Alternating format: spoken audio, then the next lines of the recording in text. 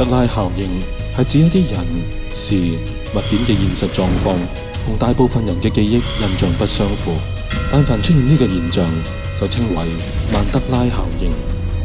世人聽完曼德拉效應嘅個案，只當係刑患首期嘅未解之謎，好奇過後亦拋諸腦後，從未認真了解曼德拉效應個案已經對佢哋嘅生活逐步作出翻天覆地嘅改變，世界亦漸漸走向幻變難測嘅光景。營營役役為生活忙碌嘅世人，係時候要停下腳步，去認真了解呢個已經影響緊你人生嘅曼德拉效應。香港電影曾經被稱為東方荷里活，喺上世紀70、80年代係亞洲最大嘅電影工業基地。若果有人問到邊個係香港電影黃金盛世嘅奠基者的話，我相信上一代嘅電影人一定會答你係70年代嘅武打巨星李小龍。李小龍以武術家身份，雖然只僅演出4出半功夫電影，但已經令佢風靡全球接近半個世紀，歷久不衰，而且影響深遠。李小龍嘅作品對白不多，其中最令人難忘嘅經典對白，大部分集中喺佢1972年嘅電影《精武門》當中。例如：我讀得書少，你唔好呃我。呢次要你哋食紙，下次要你哋食玻璃。但係要數經典對白，應該唔會有另一句經典得過呢句啦。李小龍飾演嘅陳真，帶住寫有東亞病夫嘅牌匾，去虹口道場踢館，打到道場中所有日本空手道高手後，講出咗一句呢部電影嘅粵語版中最經典嘅對白。睇到呢度，你記憶中嘅對白係咪同我一樣係呢句中國人唔係東亞病夫呢？但係現今大家如果睇返同一場戲，會驚訝地發現對白經已變成中國人唔係病夫，冇咗東亞兩個字。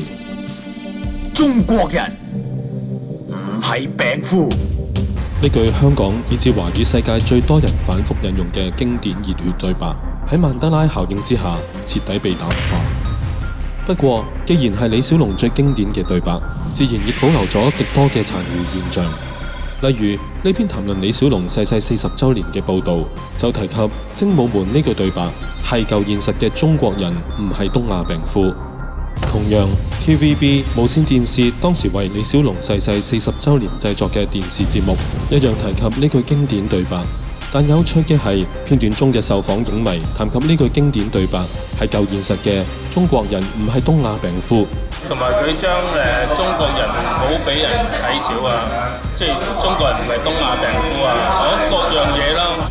但之後節錄嘅電影片段卻係已經變成新現實嘅中國人唔係病夫。中國人唔係病夫。經已倒閉嘅亞洲電視同樣拍攝過有關李小龍嘅紀念節目，亦同樣提及舊現實嘅經典對白。正如李小龍電影中嘅呢一句經典對白：中國人唔係東亞病夫。呢篇談及台灣李小龍資深影迷嘅報導，一樣提及呢句經典對白，都係舊現實。呢篇介紹以李小龍為題材嘅電影，一樣都係舊現實嘅中國人唔係東亞病夫。嚟自台灣嘅媒體報導華語影壇武打明星嘅報導中，介紹李小龍嘅部分，同樣提及舊現實。呢篇報導嘅評論當中提及嘅，同樣係舊現實嘅中國人唔係東亞病夫。正因為呢句對白嘅影響力太過巨大，往後仍然有唔少保留有舊現實嘅致敬作品以及二次創作。例如當搜尋中國人不是東亞病夫時，有大量網頁同影片題目都仍然寫住中國人唔係東亞病夫。不少電視台及電影公司都以李小龍嘅版本為藍本，翻拍或者延伸精武門嘅故事。當中扮演陳真嘅演員或者模仿呢場戲嘅經典對白，一樣會講出中國人唔係東亞病夫。例如1991年周星馳主演嘅《新精武門》。呢啲就係我哋龍的傳人傳統嘅美德，並唔係東亞病夫。1995年亞洲電視甄子丹飾演陳真嘅《精武門》。我哋中國人唔係東亞病夫。2010年電影同樣係甄子丹飾演陳真，由《精武門》故事延伸出嚟嘅《精武風雲》。你哋聽住，中國人唔係東亞病夫。相信大家睇過以上一眾李小龍迷嘅訪問，加上向原著致敬嘅眾多作品，都應該足以讓我哋肯定呢個經典對白絕對經已發生咗曼德拉效應。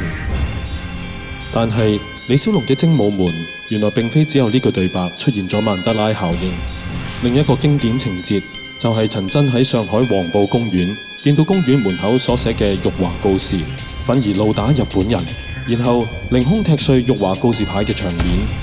咁當時呢個告示寫住咩呢？ A. 華人與狗不得入內，定係 B. 狗與華人不得入內呢？其實呢句象徵中國百年屈辱嘅句子，唔單止喺精武門嘅經典場面之一，更喺史實當中曾經引起中外學者極大爭議。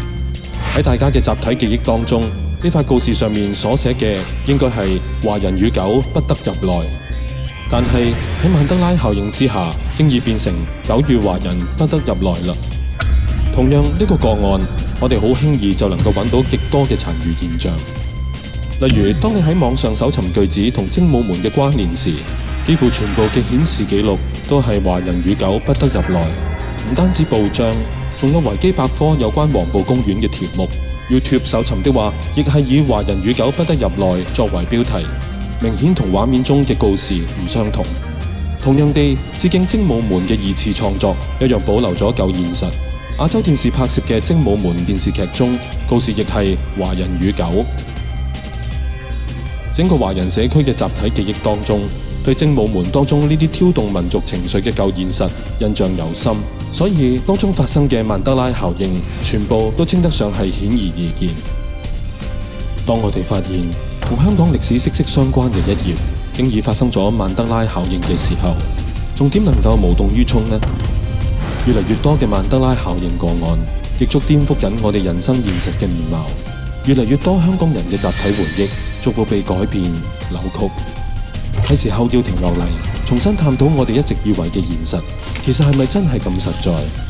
聖經清楚指出，末後嘅日子，一切可以被震動嘅，都會被震動。繼續留意住我哋嘅曼德拉效應系列，我哋會為全人類提供答案。